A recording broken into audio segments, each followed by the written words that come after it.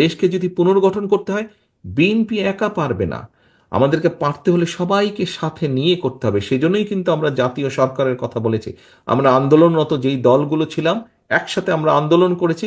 আমরা চাই সকল দলকে নিয়ে এমন একটি সরকার গঠন করতে, যেখানে সব মানুষ তাদের মতামত রাখতে পারবেন এবং সকলে মিলে কাজ করতে পারবেন।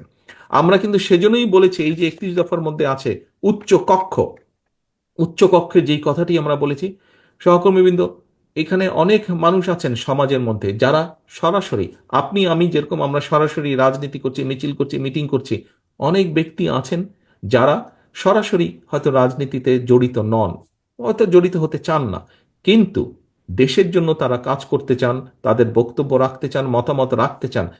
তারা দেশ পুনর্গঠনে তারা ভূমিকা রাখতে চান।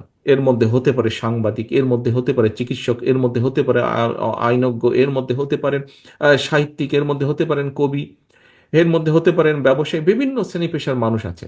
সেই জন্যই আমরা উচ্চকক্ষ বলেছি, যাতে এইরকম যারা আছেন তাদেরকে আমরা ওই উচ্চকক্ষে স্থান দিতে পারি, তাদের মতামত নিতে পারি, জানতে পারি, তারা ভূমিকা রাখতে পারেন। অর্থাৎ লক্ষ্য এবং উদ্দেশ্য, স্বৈরাচার যেরকম, পলাতক স্বৈরাচার যেরকম ক্ষমতায় টিকে থাকার জন্য সব জায়গায় বিভেদ তৈরি করেছিল, সব জায়গায় বিভেদ তৈরি করে সমাজের ব্যালেন্স, দেশের ব্যালেন্সটাকে নষ্ট করে দিয়েছিল।